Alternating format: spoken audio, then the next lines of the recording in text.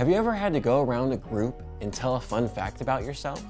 I feel like we can all relate to the initial awkwardness brought about by these get-to-know-you exercises, but ultimately, the goal behind them is for everyone to share a piece of their identity so the group has a better understanding of who each person is.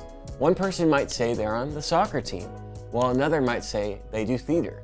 What's interesting to me is that so often, these introductions actually say more about the person's community than the actual person.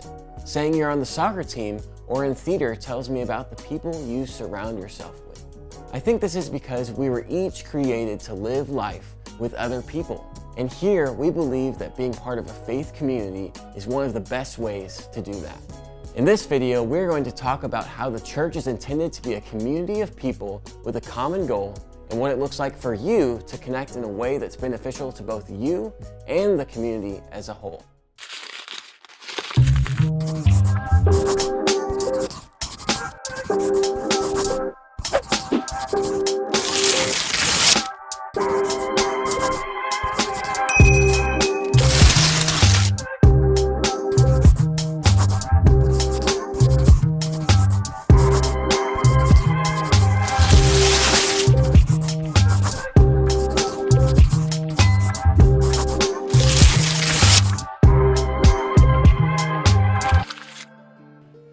To get things rolling, let's jump into the book of Hebrews, where we will find a clear image of what it looks like to live in community together.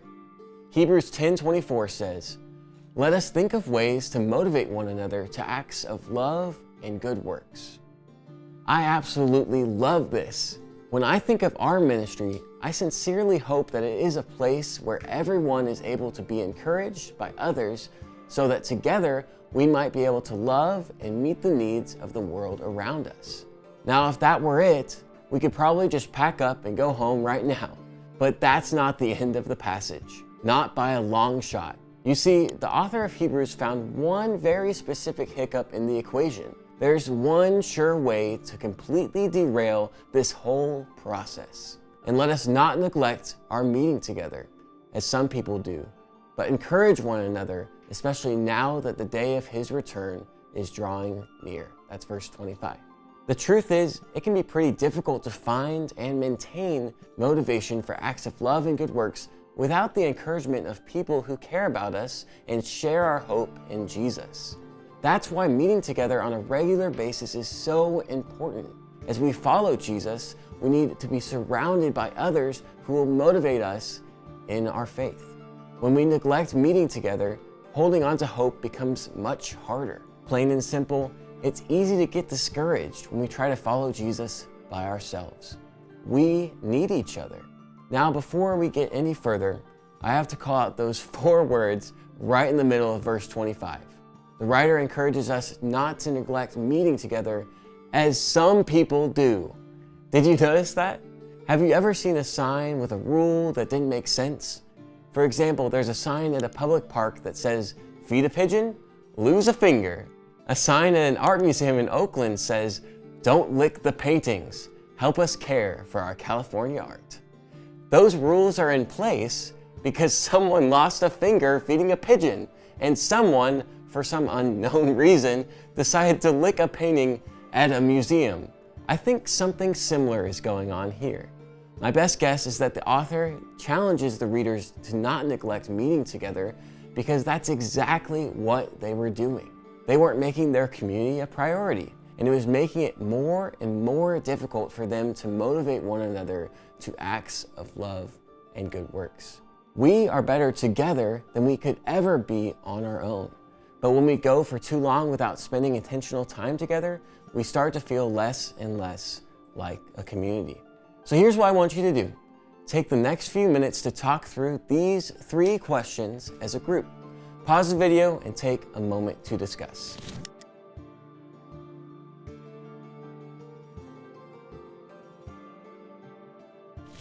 Even though Hebrews was written almost 2,000 years ago, there are still 2 main things in this passage that we can recognize and apply to our lives today. The first is prioritizing community is a choice. Now, I'll be the first to admit that it's not always easy to build community. In fact, there's a lot of times that it would be easier to just stay on the outside, never quite getting close enough to build real, lasting relationships. But easier doesn't always mean better. And this is definitely one of those cases. Being part of a community that loves and encourages each other is a process. It doesn't happen all in one day. You do have to start somewhere. And that starting point is choosing to prioritize community. And we want to give you the opportunity to be a part of that kind of community that Hebrews is talking about. And that's why we provide time every week for Connect group discussions. This time is not just something to sit through or pass the time while your parents are over at big church. We truly believe that these conversations are where community begins. Connect groups are a place where you can ask questions. You can offer your thoughts and opinions and even challenge when you disagree. And it's in this setting where you have the opportunity to give others the chance to know the real you. But it all starts with a choice, a decision to make your community a priority.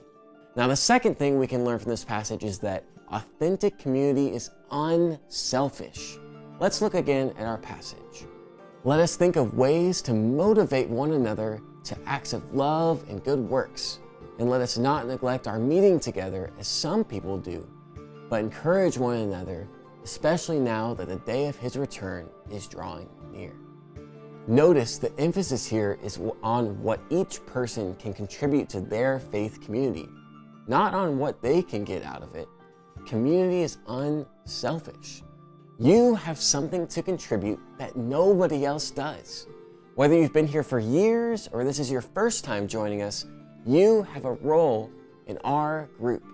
And when you choose not to be a part of it, everyone else misses out.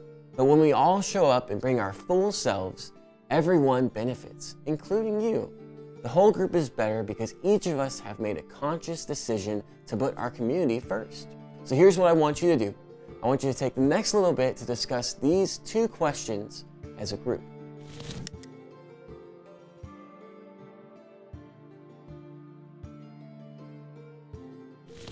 So, what can we do? What steps can we take this week to make sure that our community here continues to grow into the type of the community that the book of Hebrews talks about? The first step you can take is make your group a priority. Now, this is a tough one. From sports to theater to band to homework to jobs to volunteering for service hours, there are more than enough potential priorities fighting for your attention every single day. And in the midst of all that, you also have friends, family, hobbies, entertainment. The list seems to go on and on forever.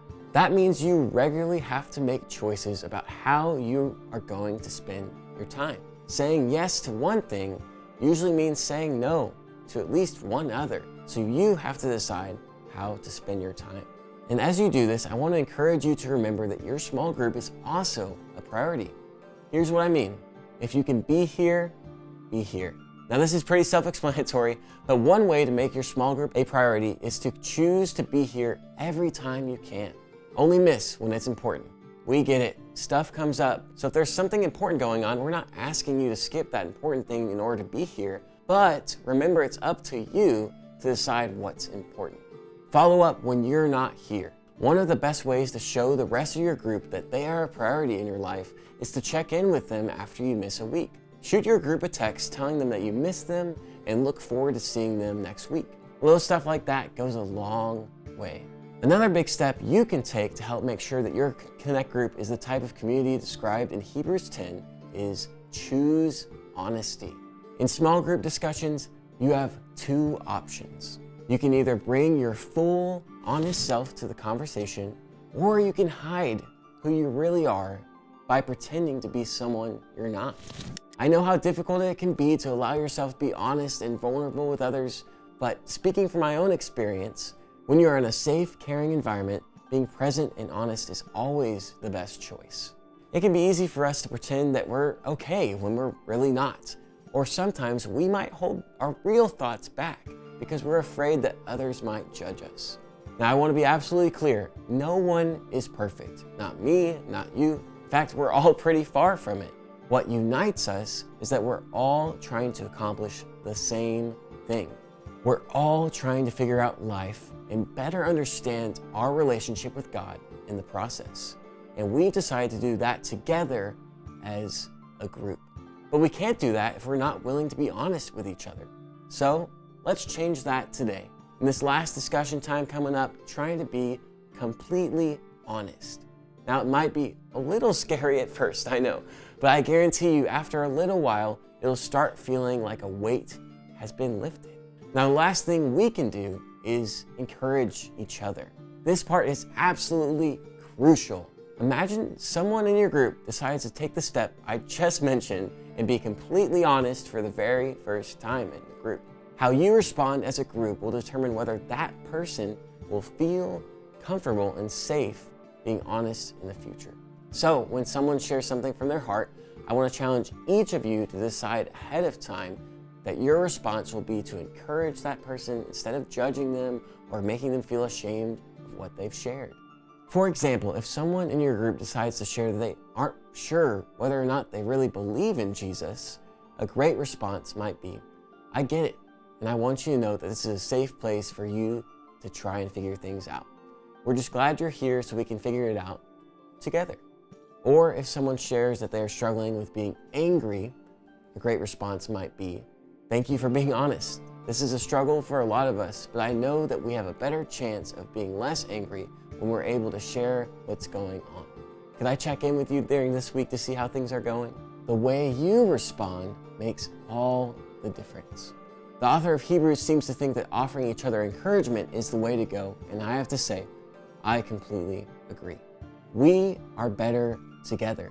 So starting today, as a group, let's be intentional in making community a priority.